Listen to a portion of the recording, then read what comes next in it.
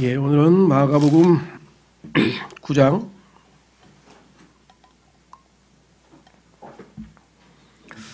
8절에서 13절까지 마가복음 9장 8절에서 13절까지 살펴보려고 합니다. 지난 시간에 우리가 살펴본 부분은 소위 그 유명한 변형산, 예수님께서 영광스러운 모습으로 변형되어서 재림하시는 사람의 아들의 모습을 직접 보여주셨는데요. 여러 가지 목적이 있겠죠. 제자들에게 믿음을 확고하게 해주시기 위해서도 그랬을 것이고요. 자, 그리고 이제 십자가를 이제 지러 가시게 되는 장면이 이제 이어서 나오게 됩니다. 그래서 이 변형산에 관해서도 많은 오해들이 있는데 그와 같은 것들을 우리가 성경으로 좀 찾아서 확인을 해봤는데 오늘도 좀 비슷한 작업을 해야 될 것 같아요. 그것은 특히 이 엘리야에 관해서 좀 이따 살펴볼 텐데, 자, 우선 8절서부터 보겠습니다. 9절서부터. 그들이 산에서 내려올 때, 이제 변형산이죠. 이 변형산은 우리가 지난번에 살펴보니까 신의 산일 가능성이 제일 높다. 성경에서 거룩한 산이라고 이름이 붙은 산은 딱 두 종류의 산밖에 없는데, 하나는 예루살렘에 있는 시온산이고 하나는 신의 산인데, 지금 예수님께서 예루살렘에 대한 계시지 않는 것은 너무나 분명한 것이기 때문에 왜 신의 산인지는 성경 구절을 쭉 찾아가면서 확인을 했었죠. 자, 그들이 산에서 내려올 때에 그분께서 그들에게 명하사 사람의 아들이 죽은 자들로부터 일어날 때까지는 그들이 본 것들을 아무에게도 말하지 못하게 하시니, 이런 것은 몇 번이나 계속돼서 있었죠. 예수님께서 자신의 계획대로 움직이시기 때문에 그분의 계획을 방해하는 어떤 일들이 일어나서는 안 되겠죠. 만약에 예수 그리스도께서 자신의 정체를 노골적으로 다 드러내면 강력한 저항이 일어날 것이고 정치적인 소요도 일어날 것이고 그런 여러 가지 어려움에 닥치기 때문에 주님께서는 자신의 계획에 맞게끔 이야기를 사건을 지금 이끌어가고 계시죠. 10절, 그들이 그 말씀을 자기들끼리 간직하며 서로에게 죽은 자들로부터 일어난다는 것이 무엇을 뜻하는지 묻더라. 지난번에도 한번 말씀하셨는데 여전히 못 알아듣고 있죠. 야, 죽은 자들로부터 어떻게 일어나지? 사람이 부활한다, 죽었다가 다시 일어났다?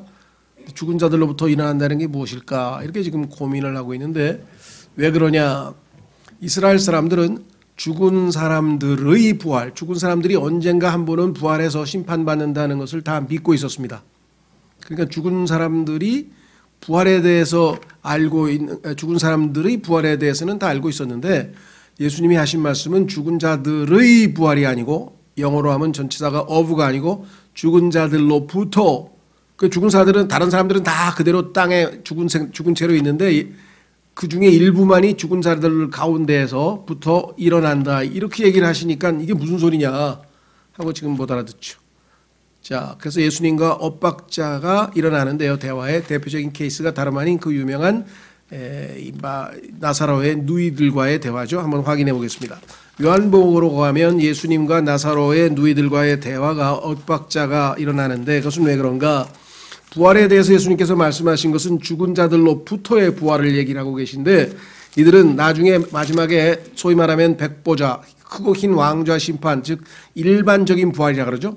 누구든지 인간은, 이 땅에 산 모든 인간은 한 번은 하나님 앞에서 심판을 받을 것이다 라는 일반적인 부활에 대한 생각은 가지고 있었으나, 예수님이 말씀하신 구원받은 사람들이 죽은 자들로부터 부활한다는 사실을 처음 들어본 거죠. 자, 요한복음 12장 보십시오. 11장 죄송합니다. 요한복음 11장. 우선 이렇게 보십시오.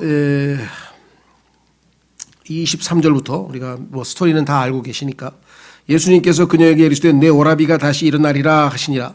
그러니까 이거를 마르다는 어떻게 알아들었냐면, 그거야 뭐 마지막 때에 다 누군가 인간은 다 일어나서 한번 심판받는다, 그 얘기로 해석을 했어요. 그래서 마르다가 그분께 이르되 마지막 날 부활할 때, 근데 예수님이 말씀하시는 것은 마지막 날 부활할 때가 아니라 그 전에, 다른 사람들 마지막 날 전에 미리 죽은 자들은 그대로 있는데 그들로부터 구원받은 성도가 하나님 품으로 가게 될 것, 이것을 성경에서는 첫째 부활이라고 했고 계시록에서 언급하고 있죠. 그러니까 첫째 부활의 경우에는 성경에서 세 그룹이 있습니다. 구약 성도가 있고요, 그 다음에 신약의 우리 그리스도인들이 있고요. 그 다음에 환란 때 성도들이 있고 이 세 번에 걸쳐서 첫째 부활인데 이들은 죽은 자들은 그대로 남아있는데 죽은 자들로부터 from the dead 이렇게 되어 있죠. 자, 그런데 마르다는 그걸 모르고 있기 때문에 마지막 날 부활할 때 그가 다시 일어날 줄 내가 아나이다. 언젠가 한번 일어나겠죠. 그건 우리 교리 다 배우지 않았습니까? 주님하고 이렇게 지금 대답을 했어요. 그랬더니 예수님께서는 그게 아니다 하시면서 예수님께서 그녀에게 이르시되 나는 부활이요 생명이니 나를 믿는 자는 죽어도 살겠고 누구든지 살아서 나를 믿는 자는 결코 죽지 아니하리라. 이것은 이제 우리가 휴거되는 사람에 대한 얘기겠죠. 이것을 내가 믿느냐 하시니 그랬더니 동문서답을 하고 있어요. 믿습니다 해야 되는데 뭔 소리인지 못 알아들으니까 갑자기 그녀가 그분께 아뢰되 그러하오이다 주여. 믿습니다 같은데 사실은 그게 아니죠. 왜? 주여 주는 그리스도시요 세상에 다시 오실 하나님이 아들이신 줄 내가 믿나이다. 부활을 믿느냐 그랬더니 엉뚱한 신앙 고백을 하고 있어요. 왜? 도저히 납득이 안 되는 거죠. 그래서 지금 오늘 마가복음에서도 제자들은 도대체 예수님이 하신 말씀이 무슨 뜻이냐, 아니 죽은 자들로부터 어떻게 일어나 사람이 나중에 마지막 날에 가서 한번 부활해서 심판받는 거는 알겠는데 아니 죽은 자들로부터 어떻게 일어난단 말이지? 라고 지금 했는데 예수님은 벌써 부활에 대해서 이미 또 한번 앞서서도 언급을 하셨었죠. 자, 그래서 성경에서 우리는 이 두 가지를 구분할 줄 알아야 됩니다. 성경에 보니까 부활도 요한복음에 두 가지 종류가 있죠. 뭐였습니까? 의인의 부활하고 정죄의 부활하고. 요한복음 5장으로 가보십시오. 그러니까 부활은 이 땅에 태어난 인간은 전부 다 부활해서 하나님 앞에 가서 서게 될 텐데 의인으로서 부활을 하느냐, 죽은 자들로부터의 부활이고요. 마지막에 큰 왕자 심판에 가서 이 불호수로 던져지는 그런 부활을 할 것인가에 대한 이야기가 지금 나와 있죠. 자, 어디입니까? 요한복음 5장이죠. 요한복음 5장 몇 절이죠?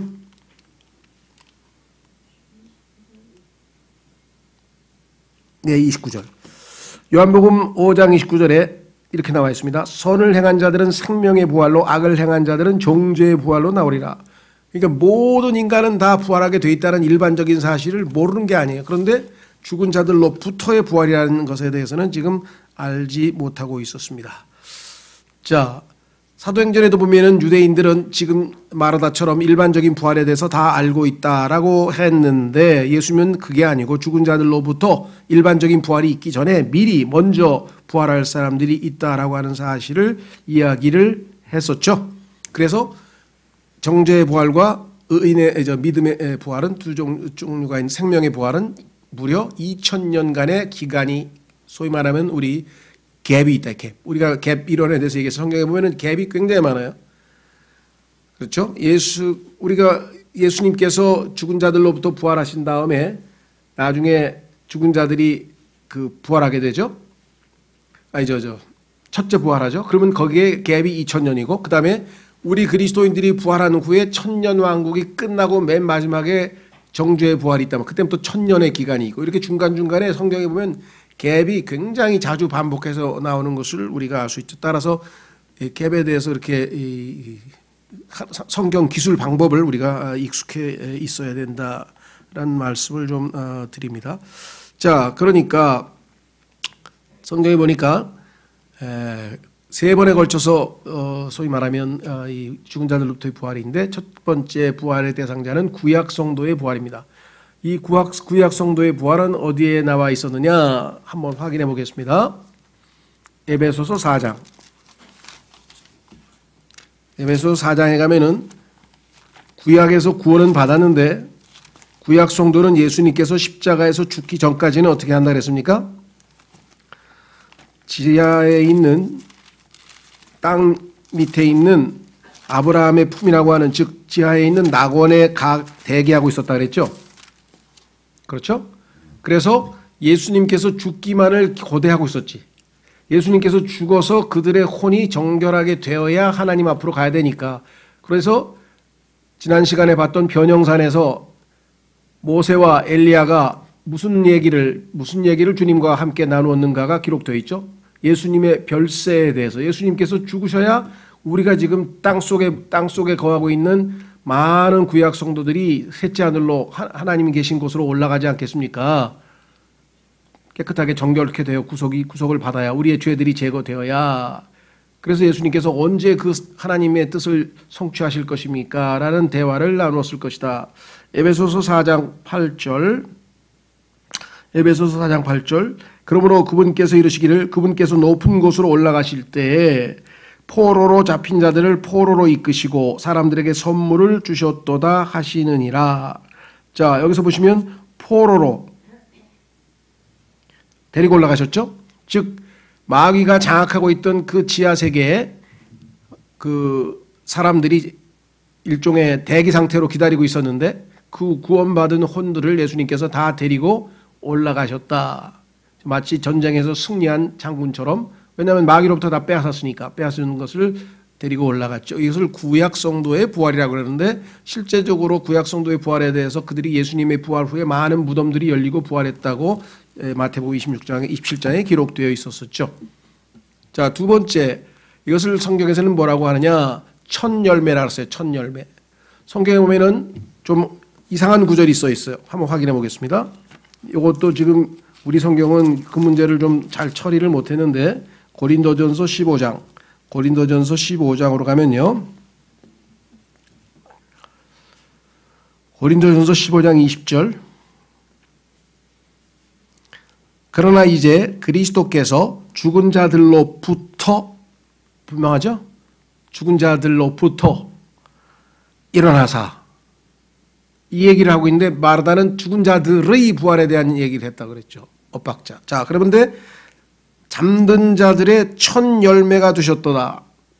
그럼 잠들어 있는 사람들이 구약 성도죠? 그럼 구약 성도들의 첫 열매가 됐다 그랬는데 실제적으로 영어 성경에 보면은 첫 열매들, 즉 복수로 돼 있어요. First fruits.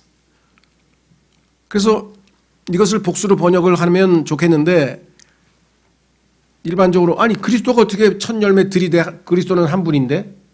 그래서 교리적으로 이걸 이해를 못하면 한 분인데 어떻게 복수로 하느냐 그래가지고 이거를 그냥 단수로 처리를 해버렸어요.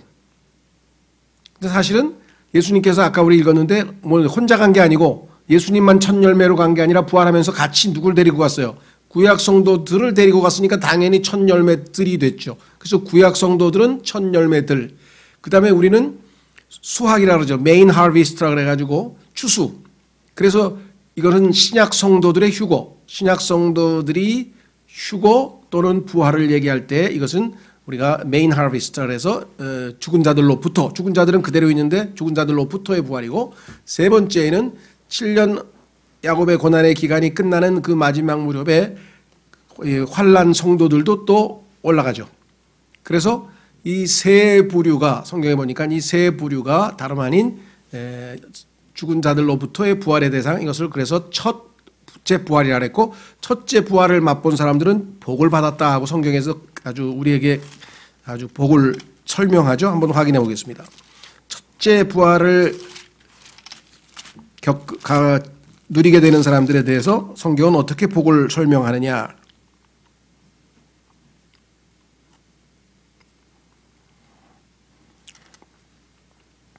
6절.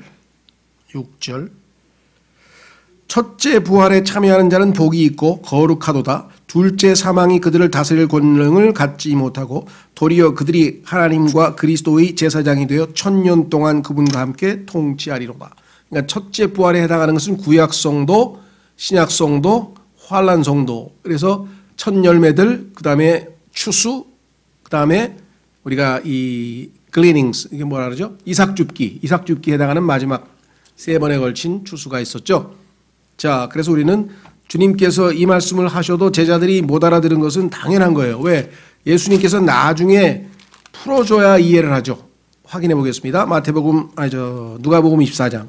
누가복음 24장에 가면은 예수님께서 자신에 대해서 해설을 해주니까 그제서야 눈을 떠서 마음이 뜨겁게 타오르면서 아, 그런 것이었구나 그게 하고 지금 아주 기뻐하고 있는 모습이 누가복음 24장에 나오죠. 그렇죠? 자, 그래서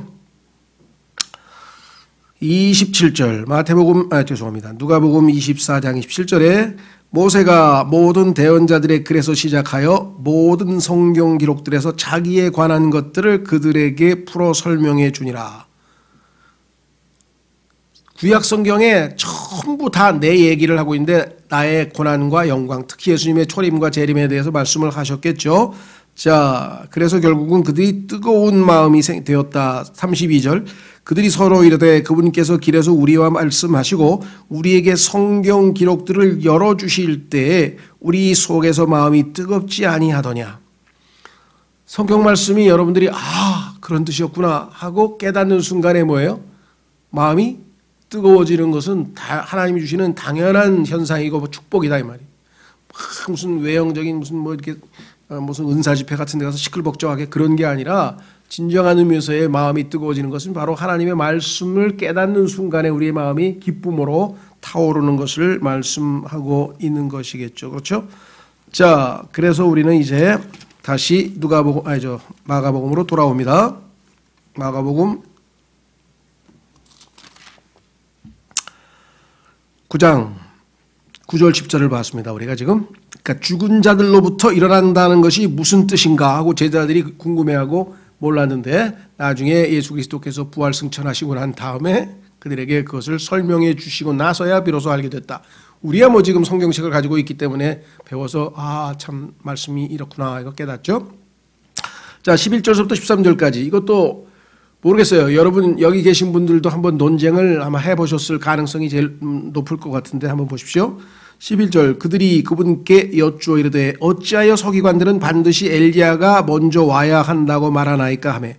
왜냐하면 이 사람들은 지금 마지막 때에 있을 그 부활인 줄 알고 지금 착각을 하고 있으니까 그럼 마지막 때가 됐으면은 엘리야가 와야 되는 거 아닙니까? 지금 예수님이 오신 게 지금 마지막 때라고 생각을 한 거예요. 그렇죠. 왜 일반적인 부활 하나밖에 몰랐으니까 예수님이 부활한다 그러니까 그거 얘기하시나? 그러니까 조금 전에 변형산에서 예수님께서 영광스러운 몸으로 변화되셨죠. 이게 바로 그 엘리야가 온다는 바로 그것 엘리야하고 모세가 나타났는데 그 예언이 성취된 건가? 하고 지금 막 속된 말로 성경을 지금 막 왔다 갔다 하면서 머리가 빙빙 도는 거예요. 지금 뭔 소리인지를 못 알아듣고 지금 쩔쩔매고 있는 모습이에요. 그래가지고 주님 어찌하여 서기관들은 반드시 엘리야가 먼저 와야 한다고 말하나이까? 근데 왜 엘리야도 안 왔는데 예수님은 부활한다고 하십니까? 왜 마지막 때라고 하십니까? 하면서 지금 못 알아듣고 있는데 그분께서 그들에게 대답하여 이르시되 참으로 엘리야가 먼저 와서 모든 것을 회복하며 오긴 올 거야. 재림 때 오긴 오죠. 그런데 뭐라고 얘기했느냐? 사람의 아들에 대하여는 기록된 바 그가 반드시 많은 일들로 고난을 당하고 멸시를 당하리라 하였느니라. 그런데 그 재림하시기 전에 예수님은 영광 받으시기 전에 고난을 당하셔야 된다는 사실을 너희가 알고 있느냐. 그래서 고난과 영광에 대한 이야기를 하고 있어요.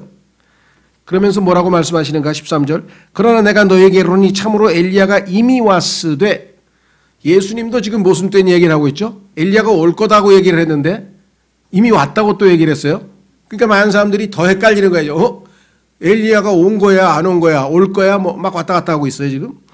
그에 대하여 기록된 바와 같이 그들이 무엇이든지 자기들이 하고자 하는 것을 그에게 행하였도다 하시니라. 즉 구약에 예언된 대로 엘리야가 오면 사람들이 그를 괴롭히고 박해하고 막 죽이려고 협박할 텐데 바로 침례인 요한이 그와 같은 일을 당했죠. 그래서 예수님은 지금 침례인 요한을 두고 왔다라고 지금 얘기를 해버렸단 말이죠. 자, 문제는 어디에 있느냐? 올 거냐 온 거냐 두 가지 다 맞아요. 근데 일반적으로 보면 이해하기가 어렵죠. 제가 기억이 나는 게 이 구절을 이렇게 준비하면서 생각이 떠오르는 게 1982년도인 것 같아요. 제가 81년도에 스페인 바르셀로나에서 유학 중에 그 여름방학을 이용해 가지고 이 영국에 가서 영국에 있는 스페인어를 사용하는 사람들, 중남미 이민들, 중남미에서 박해를 받아 가지고 이제 쫓겨나서 와서 사는 그 이민자들이 만든 교회에서 여름 수련회를 했었어요. 제가 여름 수련회를 했었던 기억이 나는데 그때 논쟁했던 게 바로 이거였어요. 그 중에 한 형제가 나서 가지고 엘리야가 뭐 왔다 하고 막 떠드니까 옆에 있던 사람이 오긴 뭐가 와 하면서 막 그 스페인 사람들은 또 막 이게 다혈질이니까 엄청 소리를 내고 막 따지더라고요. 그래서 목사님이 그건 아무도 몰라 조용해 아무도 몰라 하고 그래서 저도 이게 온 거야 안 온 거야 하고 헷갈렸던 경우가 있고 여전히 답을 모르고 있어요. 왜? 해석마다 다 다르니까 사람마다. 그런데 성경을 차근차근 마태복음, 마가복음, 누가복음 요 세 군데에서 엘리야에 관련된 침례인 요한과 엘리야에 관련돼서 예수님이 하신 말씀을 풀어서 잘 보면 답이 저절로 나와요. 자, 한번 순서대로 가보겠습니다. 혹시 여기 가운데 계신 분도 아직 그거를 해결 못했거나 아니면 또 주변에 있는 분들하고 논쟁할 때에는 논쟁하지 마시고, 자, 첫 번째는 정확하게 지금 시간이 없어서 성경은 찾지 않습니다. 나중에 한번 확인해 보시기를 원하시는 분 찾아보세요. 요한복음 1장 21절에 사람들이 물어봤어요. 침례인 요한에게 네가 엘리야냐? 그랬더니 뭐라 했습니까? 침례인 요한이 나 아니야. 엘리야냐고 물어봤는데 아니라고 대답을 했어요. 그런데 지금 예수님은 지금 왔다 그랬어요. 이미 왔다고. 그런데 제자들이 그 얘기를 듣고 아 왔다 그러시는 거니까 그게 침례인 요한. 왜냐하면 구약의 엘리야가 오면 당할 일들을 이미 요한이 당했단 말이죠. 그거를 보고 아 그럼 침례인 요한에 대해서 얘기하네 하고 제자들이 그렇게 알아차렸다고 마태복음 17장에 써있다 이 말이에요. 그러니까 제자들은 예수님의 말을 침례인 요한으로 알아들었죠. 무슨 말 이해가 되셨죠? 자, 그러면 어떻게 되는 거예요? 침례인 요한 옳은 역할을 하러 왔는데 유대인들이 제대로 반응을 안 해서 결국은 침례인 요한의 역할을 못하고 다시 올 거라고 지금 예수님이 말씀하셨죠. 자, 그래서 그 답을 우리에게 해결할 수 있는 답이 어디에 있느냐? 바로 누가복음에 있어요. 누가복음 1장 17절로 한번 가보십시오. 자, 누가복음 1장 17절로 가시게 되면 바로 이 문제에 대해서 어려움 없이 답을 해결할 수가 있어요.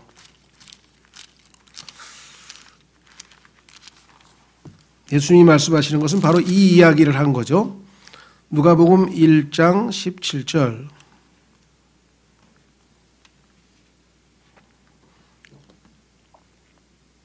자, 침례인 요한의 출생에 대해서, 그렇죠? 침례인 요한의 출생에 대해서 성경이 뭐라고 말씀하시는가 이렇게 얘기를 했네요. 13절 천사가 그에게 이르되 사가랴야 두려워하지 말라. 사가랴의 아들로 왔죠. 주께서 내 기도를 들으셨느니라. 내 아내 엘리사벳이 내게 아들을 낳아 주리니 너는 그의 이름을 요한이라 하라. 내가 기뻐하고 즐거워할 것이요 많은 사람들도 그의 태어남을 기뻐하리니 이는 그가 주의 눈앞에서 크게 되고 포도즙이나 독주를 마시지 아니하며 심지어 자기 어머니 태에서부터 성령님으로 충만하여. 어머니 태에서부터 성령님으로 충만한데 낙태를 해버리면 어떻게 되는 거예요? 큰일 나는 거예요. 낙태죄라는 게 얼마나 무서운 건가. 그렇죠? 자, 그래서 여기 보시면 뭐라고 되어 있냐. 이스라엘 사람 자손 중에 많은 이들을 주 그들의 하나님께로 돌아오게 할 것이기 때문이라. 자, 요 내용은 어디에 나옵니까? 여러분 잘 아시는 것처럼 말라기 4장의 끝부분에 보면은 말라기 끝부분에 엘리야가 다시 올 것에 대해서 예언한 내용이 지금 침례인 요한에 대한 내용하고 겹쳤잖아요. 그래서 이거네 하고 지금 알고 있어요. 자, 그 다음에 뭐라 했습니까?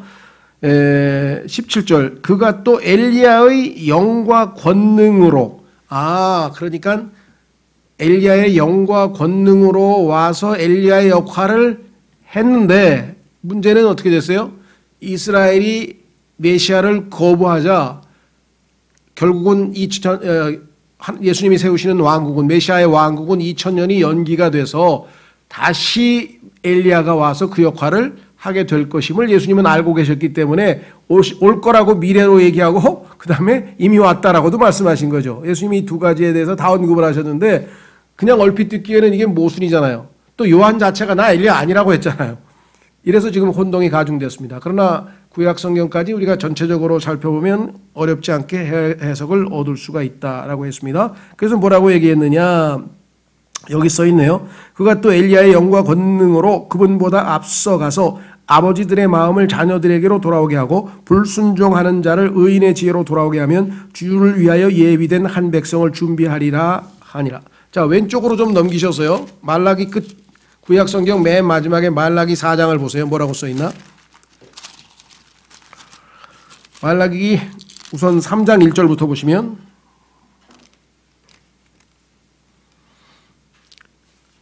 침례인 요한에 대한 언급이 나오죠. 이렇게 써 있습니다. 만군의 주가 말하노라 보라 내가 내 사자를 보내리니 그가 내 앞에서 길을 예비할 것이요 또 너희가 구하는 주가 갑자기 자신의 성전에 임하리니 곧 너희가 기뻐하는 언약의 사자라 보라 그가 임하리로다. 그래서 여기 보시면 내 사자를 보낸다라고 얘기했을 때 이 사자가 바로 침례인 요한이라는 것을 우리가 마가복음에서 확인해 봤죠.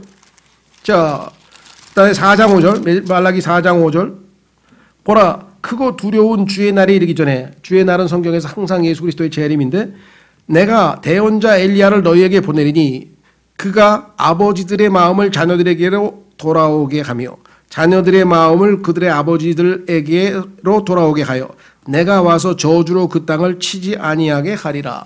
자, 그러니까 침례인 요한은 지금 엘리야의 역할을 하기 위해서 온 것은 분명하고 그래서 성경은 예수님께서 영과 권능, 엘리야의 영과 권능으로 이미 왔다. 그런데 너희가 그를 거부했으니 왕국을 내가 세울 수가 없어서 다시 가고 다시 오기 전에 엘리야가 오게 되겠죠. 그 오는 엘리야가 어디에 나옵니까? 확인해 보겠습니다. 요한계시록 11장으로 가보시면 요한계시록 11장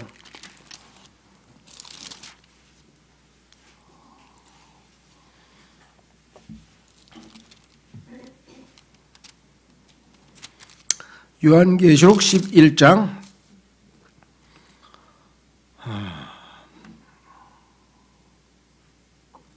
찾으셨습니까? 1절 또 내가 막대기 같은 갈대를 받음에 그 천사가 서서 이르기를 일어나 하나님의 성전과 제단과 그 안에서 경배하는 자들을 측량하되 성전 밖에 있는 뜰은 내버려두고 측량하지 말라. 그것은 이방인들에게 주셨은즉 그들이 그 거룩한 도시를 42달 동안 발로 짓밟으리라. 내가 나의 두 증인에게 권능을 주리니 자 이제 권능이 주는 주인데 그들이 굵은 베옷을 입고 1260일 동안 대언하리라. 이들은 땅의 하나님 앞에 서 있는 두 올리브 나무요 두 등잔대니라. 만일 어떤 사람이 그들을 해하고자 하면 그들의 입에서 불이 나와 그들의 원수를 삼킬 것이요. 불이 나와서 하늘에서 불이 나와서 원수를 삼키는 것 성경에 보니까 엘리야의 케이스죠. 또 어떤 사람이 그를 해하고자 하면 그가 반드시 이런 식으로 중멸을 당하리라. 6절 그들이 하늘을 닫을 권능을 가지고 있으므로 자기들이 대언하는 날들에 비가 내리지 아니하게 하고 이것도 엘리야가 기도해서 3년 반 동안 비가 안 왔죠. 또 물들에 대한 권능을 가지고 있으므로 그것들을 피로 변하게 하며 이것은 모세가 했던 기적이었죠. 언제든지 자기들이 원하는 때 그 모든 재앙으로 땅을 치리로다. 그래서 이 두 증인이 성경적 근거로 인해서 우리는 모세와 엘리야가 될 것이라고 하는 것을 알게 되고 그래서 예수님께서는 변형산에서 누구랑 만났어요? 모세와 엘리야하고 만나서 대화를 했고 그들이 나중에 두 증인으로 다시 오게 될 것을 말씀하고 그러면 엘리야의 문제도 자동적으로 우리가 해결이 되죠. 그렇죠? 자, 그런데 왜 이런 문제가 생겼는가? 성경에서 예수님께서 마태복음 11장 14절에서 답을 주셨네요. 엘리야가 왔으나 그가 진짜 엘리야가 되는 것은 조건적이다. 무조건 그렇게 되는 게 아니라 무슨 조건이 필요하냐? 이 사람들이 예수 그리스도를 메시아로 받아들이면 엘리야가 되고 안 받아들이면 엘리야가 안 된다 이 말이죠. 그 얘기를 지금 마태복음 11장에서 예수님께서 하셨어요. 확인해 보겠습니다. 마태복음 11장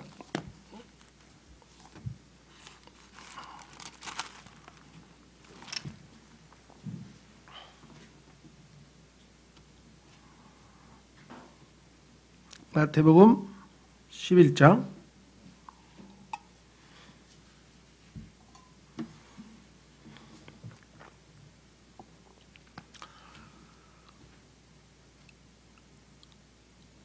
예.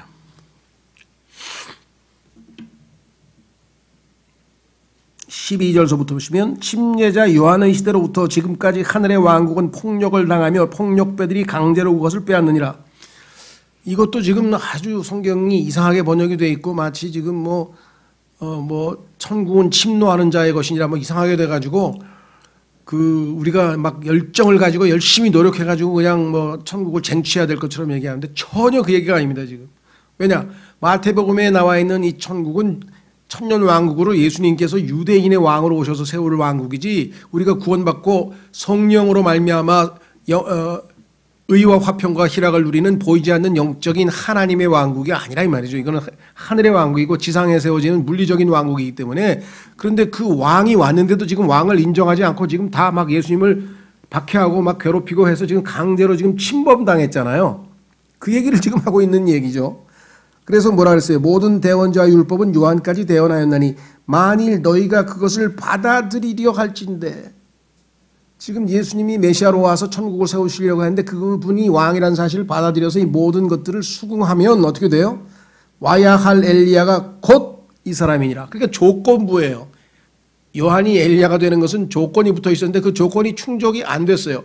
예수님이 초림하셨을 때 유대인의 왕으로 오셨죠. 회개하라 회개하라 하늘의 왕국이 가까이 왔느니라고 외쳤잖아요. 그런데 하늘의 왕국이 왔는데도 불구하고 자, 뭐가 문제가 있어요? 백성이 준비가 안 돼 있어. 어떤 우리나라도 지금 현재 있습니다. 국가가 구성이 되려면 뭐가 있어야 됩니까? 우선 뭐 왕이든 대통령이든 하여간 최고 통치자가 있어야 되잖아요. 이제 옛날로 치면 왕이 있어야 되고, 그 다음에 영토가 있어야 되고, 그 다음에 백성이 있어야 되고. 근데 왕도 있고 영토도 있는데 이놈 백성들이 왕을 인정을 안 하는 거야. 예수님이 오셨는데. 그래서 할 수 없이 예수님은 이 왕을 인정할 때까지 갔다가 다시 돌아오셔요. 그러니까 다시 돌아올 때 비로소 성경에 보니까 이 사람들이 뭐예요? 자신들이 찌른 죽인 그분이 자신들의 메시아라는 것을 그제야 인정하고 회개하는 장면이 스가랴서 12장에 나온다 이 말이에요. 확인해 보겠습니다. 스가랴서 12장. 그러니까 유대인들은 2000년 동안 정말 대가를 그냥 톡톡히 치는 거죠. 왜? 메시아를 거부하고 심지어는 메시아를 누구에게 넘겼습니까? 로마의 총독에게 넘겨서 로마 장국에서 죽게 만들었죠. 그리고 한다는 소리가 우리는 당신을 왕으로 안 받아들인다. 하나님이 보내신 왕인데도. 그럼 누구를? 우리는 카이사, 우리는 로마의 황제가 우리의 왕이다. 그래서 만약에 우리가 의로운 사람은 진짜 우리 왕을 죽게 했다면 나중에 그 피의 대가는 우리 자손, 우리와 우리 자손이 다 받겠다. 그 대가를 우리가 치르겠다고 막 떵떵거리고 당당하게 얘기했는데 이 입이 말의 씨가 돼서 힘은 그대로 거두는 거죠. 2000년 동안 유대인들은 정말 전 세계 여러 곳에서 아주 뭐라 그럴까 그냥 찌꺼기 같은 버러지 같은 대접을 받아서 자기들이 한 대대로 그대로 이루어졌죠. 자, 스가랴서 12장 보십시오. 스가랴서 12장 찾았습니까? 9절. 또 그날에 내가 예루살렘을 치러 오는 모든 민족들을 멸하려 하리라. 이게 아마겟돈 전쟁이죠. 내가 다윗의 집과 예루살렘 거주민들 위에, 자 이게 중요하죠. 은혜의 영과 간구하는 영을 부어주리니. 그랬더니 호세아서에 뭐라 하냐면은 여호와께서 주께서 우리를 치셨으나 싸매시고 우리를 버리셨으나 모으신다 하면서 회개하자, 여호와 주께로 돌아가자 하면서 막 외치는 장면이 호세아서 6장에도 나왔었잖아요. 지난번에. 자 여기 또 나왔어요. 내가 다윗의 집과 예루살렘 거주민들 위에 은혜의 영과 간구하는 영을 부어주리니 그들이 나 곧 자기들이 찌른 나를 바라보고.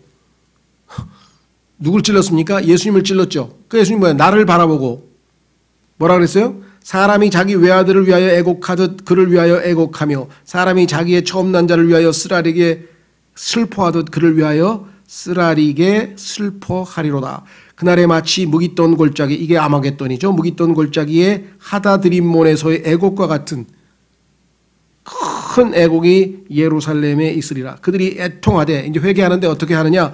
가족마다 따로 애통하리니 곧 다윗의 집 가족이 따로 하고 그들의 아내들이 따로 하며 나단의 집 가족이 따로 하고 그들의 아내들이 따로 하며 레위의 집 가족이 따로 하고 그들의 아내들이 따로 하며 시므의 가족이 따로 하고 그들의 아내들이 따로 하며 남은 모든 가족도 가족마다 따로 하고 그들의 아내들도 따로 하리라. 자, 주 예수 그리스도를 믿으라. 그리하면 내가 구원을 받고 내 집이 구원을 받는다 그랬죠. 누굽니까? 사람이 갑자기 생각이 안 나네. 키 작은 삭개오. 죄송합니다. 제가 요즘에 머리가 이래요. 삭개오가 예수님을 찾아왔을 때 뭐라 그랬어요? 예수님께서 내가 구원을 받으리라?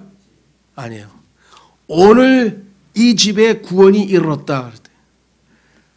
6월절 어린 양을 먹을 때도 뭐예요? 그 집안 사람들이 한 마리 잡아서 같이 먹는 거죠. 아세요? 여기도 마찬가지예요. 그러니까 집안끼리 따로따로 항상 집안끼리 따로따로 다 회개를 해서 예수 그리스도를 받아들이게 되는 것이죠. 여기서 거부하고 예수 그리스도를 안 받아들이는 사람은 없겠죠. 그래서 성경에 보니까 로마서 11장에 이들이 다 민족적으로 다 이스라엘이 이제는 구원을 받으리라 이렇게 지금 나와 있는 것을 보게 되고, 거부한 사람들은 아마겟돈 전장에서 이방인들과 함께 다 죽게 되겠죠. 그렇죠? 자, 그래서 우리는 이제 다시 마가복음으로 돌아와서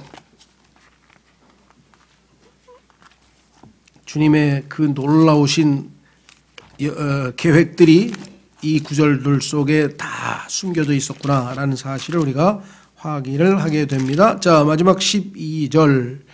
그러나 내가 너희에게 이르노니 참으로 엘리야가 이미 왔으되 그에 대하여 기록된 바와 같이 그들이 무엇이든지 자기들이 하고자 한 것을 그에게 행하였도다. 아까 침례인 요한이 당한 모든 고난들은 엘리야도 나중에 당하게 될 것이다 라고 하는 내용을 우리가 성경에서 확인을 해 볼 수가 있습니다. 그렇죠?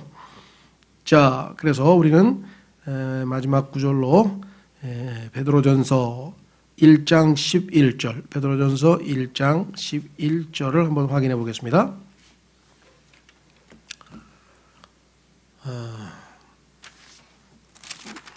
베드로전서 1장 11절.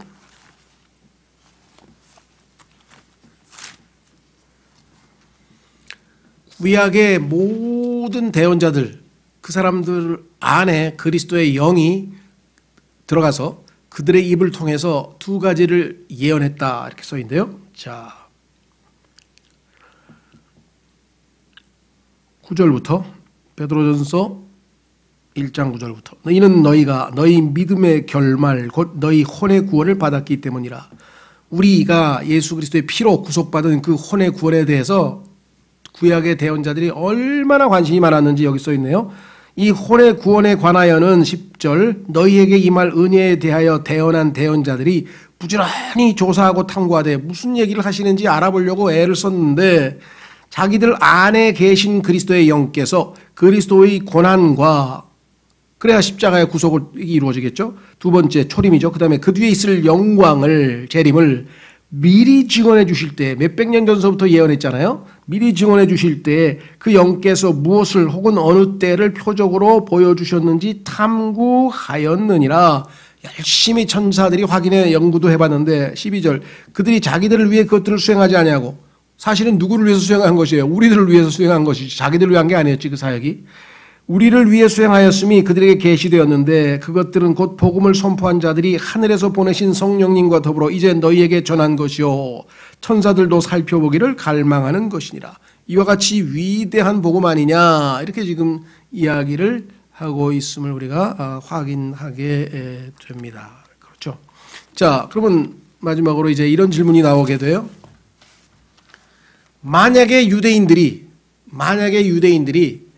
정말 회개해서 예수님을 메시아로 받아들였다면 그럼 어떻게 되는 거냐? 가정을 해서. 그러면 시나리오는 당연히 어떻게 되겠습니까? 자, 예수님께서 오셨어요. 그렇죠? 근데 유대인들이 예수님을 받아들였어요. 그러면은 성경에 나와 있는 대로 초림과 재림이 연속선상의 사건이 되겠죠. 중간에 교회 시대라는 게 없을 거 아니에요. 2000년 교회 시대가 생긴 이유는 지금 백성이 거부를 했기 때문에 예수님이 가서 2000년 있다가 먼 나라에 갔다가 다시 오시겠다고 했기 때문에 일어난 일이니까. 그렇다면 순서는 어떻게 되겠습니까?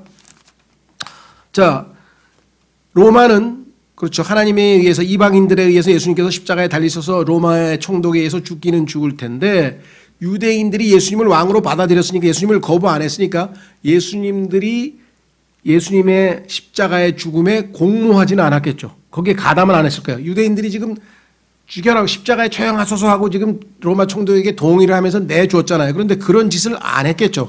왜? 왕으로 받아들였으니까.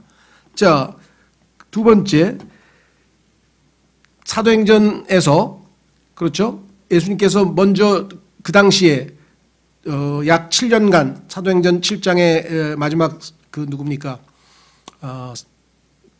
스데반의 설교가 있을 때까지 약 7년간의 구원받은 사람들이 예를 들면 예루살렘에서 하루에 3,000명, 5,000명 그래서 구원받은 사람들이 많이 늘어났잖아요. 그러니까 그 구원받은 그리스도인들, 예를 들면 예수님을 영접한 사람들은 휴거가 되겠죠. 그렇죠? 예. 그 다음에 다니엘의 70째 주가 시작이 됐겠죠. 그렇죠? 예. 그러고 나서 뭐예요? 예수 그리스도께서 재림을 하셨겠죠. 그래서 실제적으로 이사야서 61장을 포함해서 구약 성경에 보면은 초림, 즉 고난과 영광이 연속선상에서 한 문장 속으로 들어가요.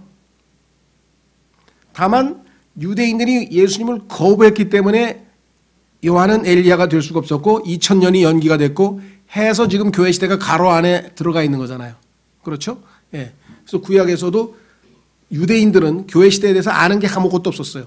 성경에도 보면은 바울이 자기에게만 계시해 주셨다고, 교회 시대에 대해서 계시해 주셨다고 사도 바울이 얘기하는 이유도 바로 그거 아니겠습니까? 예. 그래서 우리는 하나님의 계획은 이렇게 정교하게 플랜이 다 되어 있었습니다. 그래서 바울은 모든 계획, 하나님의 이 모든 계획들을 다 하나하나 유대인들에게 다 알려줬기 때문에 자기는 책임이 없다. 이제 나는 내 책임을 완수했다. 이렇게 얘기를 했었어요. 사실은 일반적으로 보면 신앙생활에 뭐 이렇게 복잡하게 많은 걸 믿으니까 그냥 복받고 우리가 여기서 할렐루야 하고 그냥 기쁘고 평안하고 그러면 됐지 생각하실지 모르고, 또 정말 봉사하고 섬기고 애를 써서 뭐 예수님 닮아가면 됐지, 그 말도 다 맞는 말이겠지만 하나님께서는 하나님이 어떠하신 플랜을 가지고 있는지 그 어마어마한 모든 계획을 우리로 하여금 다 알기를 원하신다 이거예요. 하나님은 어떠하신 분인가를 우리가 정말 하나님의 계획은 놀라운 계획을 가지고 계시구나. 그래서 이사야서에서 하나님의 이름이 원더풀이시구나. 그런데 그 놀라운 계획을 보니까 영원부터 영원까지 너무나 놀랍고, 이스라엘이 반역했을 때는 어떻게 대처하시고, 이게 다 섬세하게 계획이 되어 있어서 마지막 순간에 정말 영원한 영광의 왕국을 세우셔서 영원토록 다스리시는 그 계획이 진행 중이고, 우리가 가지고 있는 소망이 결코 헛된 소망이 아니구나 라고 하는 것을 우리가 확인할 수가 있겠죠. 예, 그래서 우리는 다음 시간에 마가복음 이어나가겠습니다. 오늘 주님의 이 참 놀라운 참 성경의 하나님의 모든 그러한 계획들을 예수님께서 이제 십자가로 가시기 전에 하나 둘씩 제자들에게 이제 단초를 제공하고 부활하신 후에 이것들을 다 설명해서 깨닫게 해주신 그 하나님의 예수님의 긍휼하심과 은혜에 대해서 감사하고, 우리는 이 엄청난 것들을 우리가 배우고 알고 다시 오실 예수님을 소망 가운데 복된 소망으로 기다리고 있다는 사실을 우리가 기억하고 믿음으로 살아갈 수 있도록 다 같이 기도하겠습니다.